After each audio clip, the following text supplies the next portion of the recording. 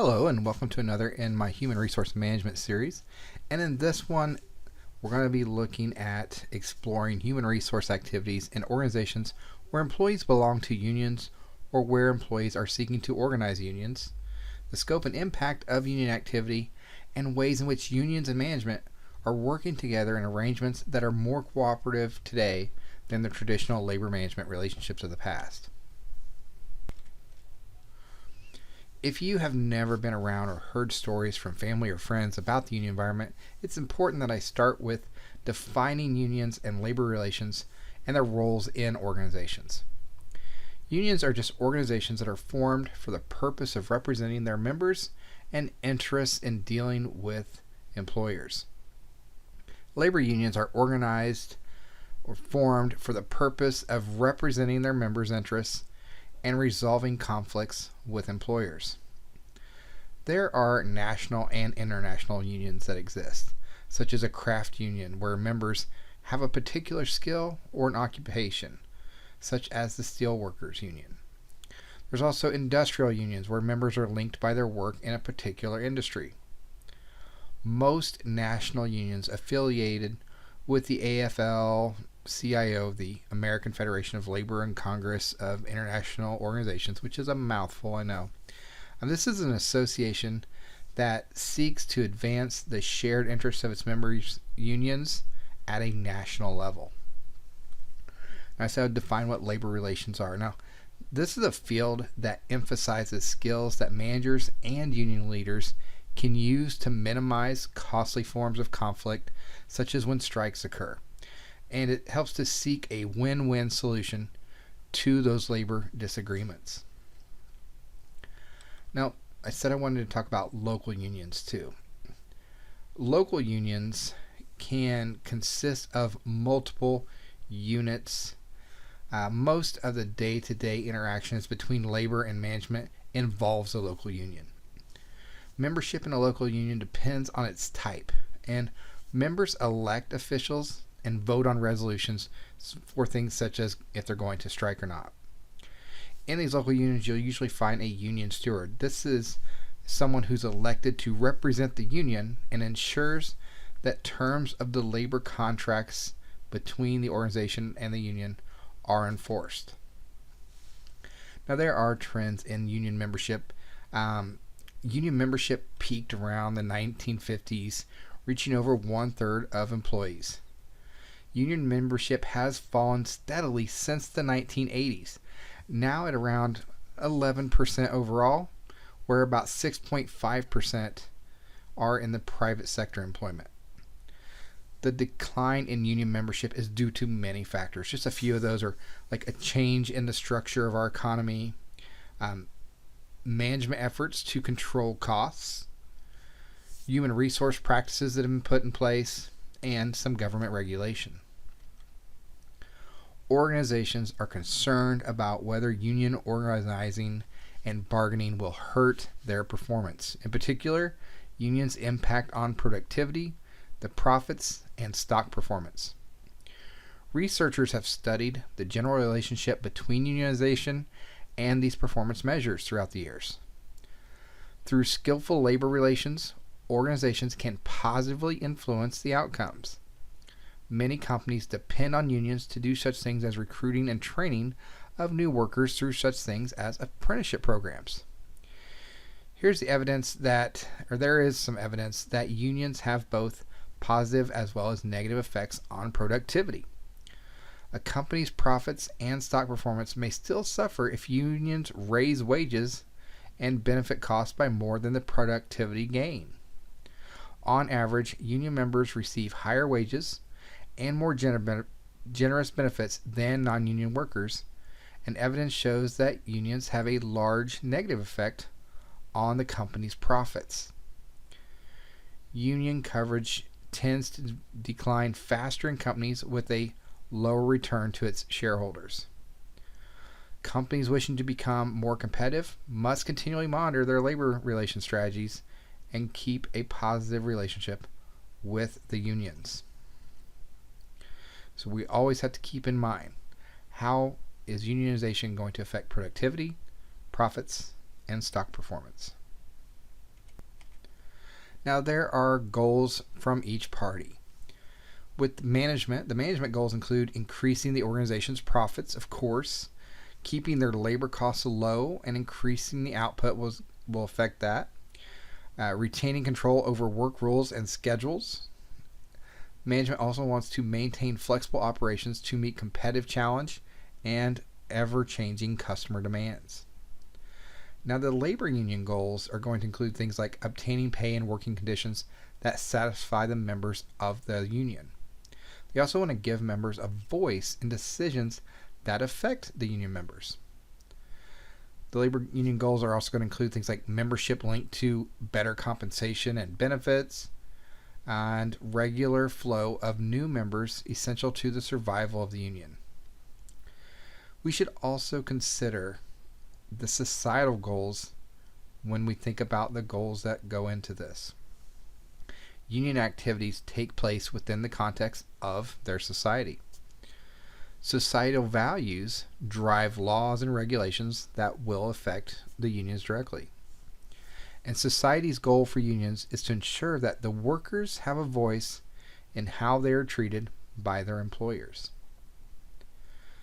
There are some terms we should definitely cover here. The first being a checkoff provision. This is a contract provision under which the employer, on behalf of the union, automatically deducts union dues from each employee's paychecks that are part of that union. Now, when it comes to union membership security, we have a few terms we should clear here. The first one's going to be the closed shop. This is a union security arrangement under which a person must be a union member before they are hired in an organization. It's illegal for those covered by the National Labor Relations Act. There's a union shop, union security arrangement that requires the employees to join the union within a certain amount of time after they begin employment at the organization. Another term you might hear is agency shop. This is another union security arrangement that requires the payment of union dues, but not union membership. And then there's the maintenance of membership. This is a union security rule that not requiring union membership, but requiring that employees who join the union remain members for a certain period of time. Let's look at some laws and regulations that affect labor relations. The National Labor Relations Act, NLRA, this is a federal law that supports collective bargaining and sets out the rights of employees to form unions. The National Labor Relations Board, or the NLRB, is an independent agency of the federal government of the United States that prevents unfair labor practices by educating employers and employees about their rights and responsibilities under the National Labor Relations Act and by responding to any complaints that it receives. Activities that are protected under the NLRA include union organizing, joining a union, whether recognized by the employer or not, and going out on strike to secure better working conditions. Refraining from activity on behalf of the union, NLRB is also responsible for determining the appropriate bargaining unit and the employees who are eligible to participate in organizing activities. The National Labor Relations Board prevents unfair labor practices by educating and making sure everyone is aware of the National Labor Relations Act and making sure that they respond to complaints in a timely manner.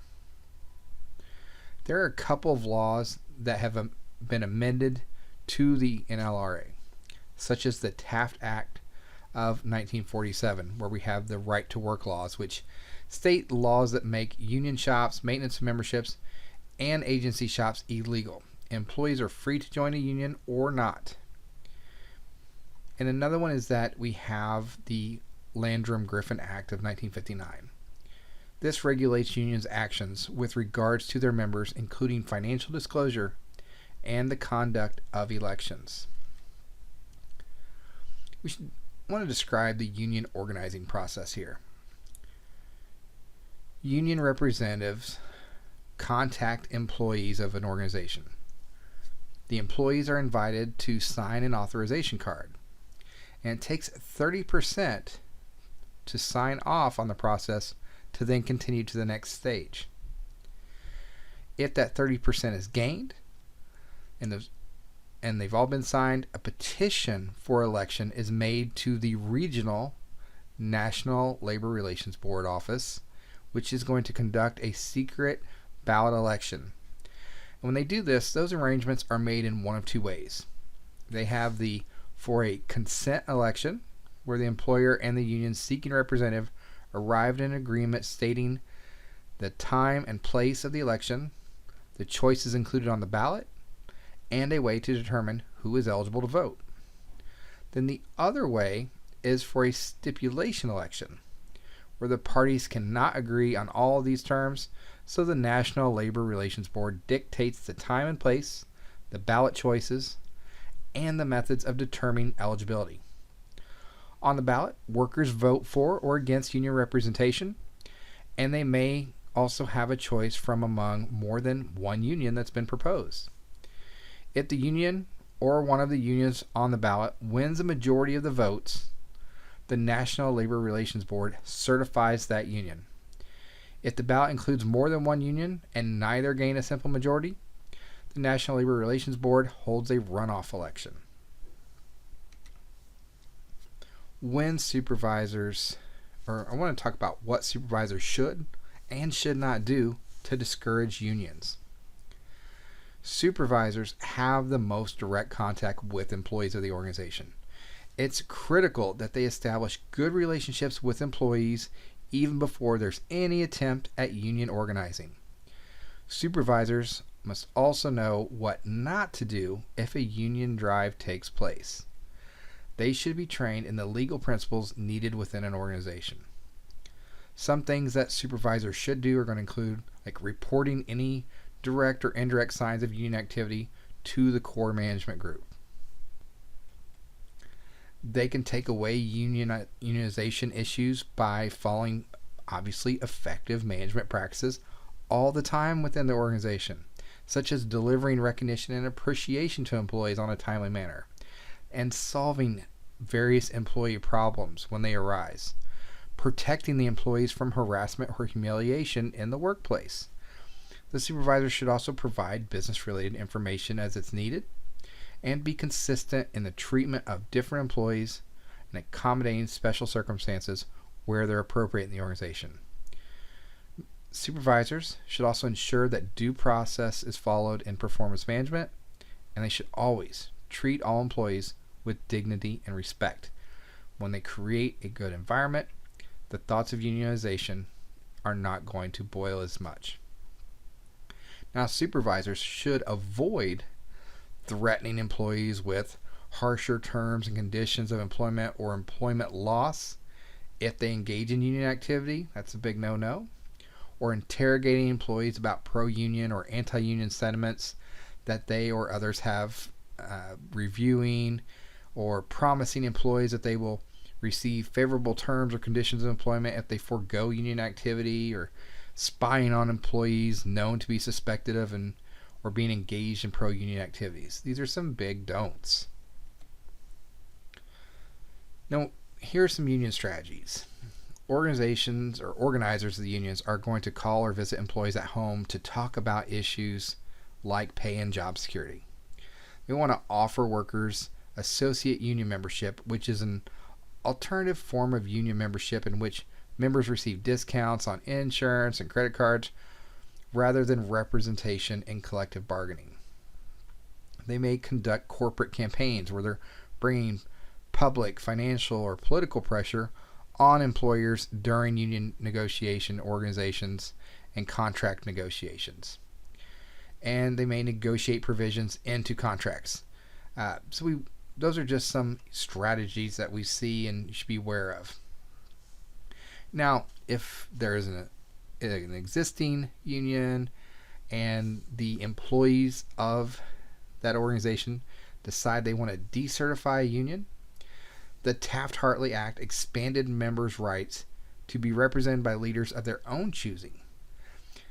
This decertification, as I said, occurs when members are going to vote out an existing union. Kind of follows the same process as representation election. There needs to be at least 30% that must petition for the election of decertification. The petition must be submitted 60 to 90 days prior to the expiration of their current contract. And they must schedule decertification election at that point. Now, if the majority votes against the union, employees will be union free. In 2013, the National Labor Relations Board reported that 13% of elections were decertification elections. Decertification may not occur when an active collective bargaining contract is in effect. Now, I mentioned the term collective bargaining. This is where union and management representatives negotiate to arrive at contract defining conditions of employment. Typical contracts are going to include things for pay, benefits, work rules, and resolution of workers' grievances. This bargaining structure can vary by situation.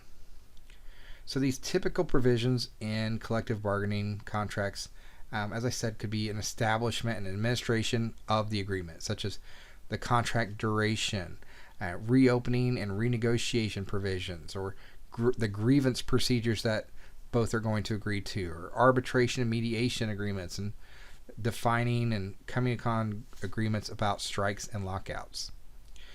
Another provision could be, function rights and responsibilities. This is going to include things like union activities on company time and premises, or union management cooperation rules. Another provision I mentioned was wage determination and administration.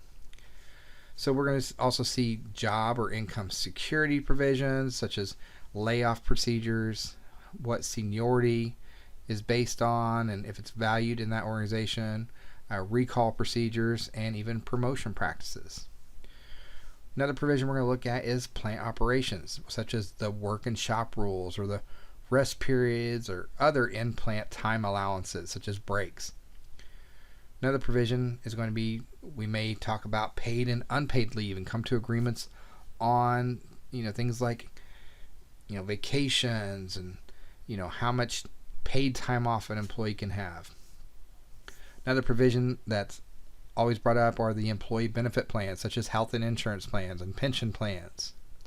There can also be provisions in the collective bargaining agreement that have to do with special groups like apprenticeships and different skilled learners, or workers with disabilities, or veterans, and especially union representatives, so that we know how many union representatives or shop stewards there can be in an organization and in which groups. Let's talk about work stoppages. There are two different work stoppages I want to talk about that can occur in these union environments, and that's a strike and a lockout. A strike is a collective decision by union members not to work until certain demands or conditions are met. The lockout, on the other hand, is an employer's exclusion of workers from the workplace until they meet certain conditions. Union members are going to vote, and if the majority favors a strike, they all go on strike at that time, or when the union leaders believe the time is right.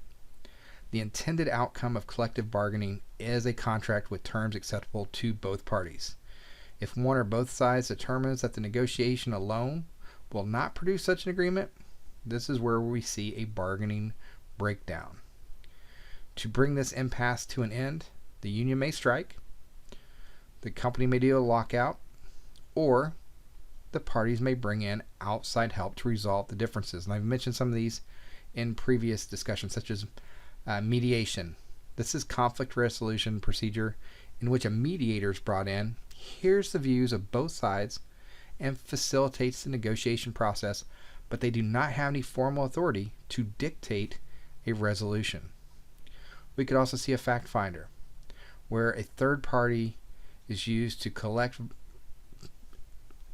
bargaining, who then reports the reasons for the dispute, the views and the argument of both sides, and possibly a recommended settlement, which the parties, of course, can decline or accept. And then we have arbitration.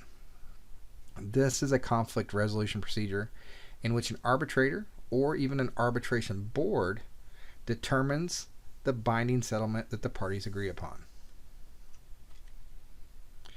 There are some new approaches to labor relations. We see some labor management cooperation. Traditionally, the two sides viewed as adversaries to one another. Now we see that more cooperation between the labor and management exists. The National Labor Relations Board supports employees' involvement in work teams and decision making. And we also see non-union representation systems in place. These management established systems allow for representatives and employees to meet with management to discuss various issues. We could also have a worker center. This is a nonprofit organization offering members services such as training or legal advice and lobbying for worker advocacy. There's a lot that goes into collective bargaining and labor relations. We've only touched the surface.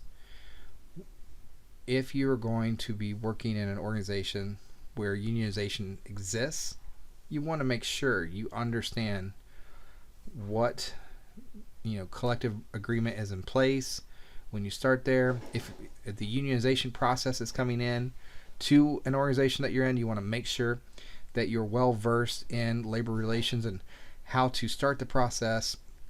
If you are working in an organization that does not have a unionette, you want to make sure that your supervisors are very effective, very positive supervisors, that they're not creating an environment that employees feel like they need to be unionized. So make sure you're well versed in all this, and you want to make sure you're meeting the company objectives, the organization's objectives, and creating that high functioning, high valued workforce. Thank you, everyone, and have a great time in your continued learning of the vast world of human resource management.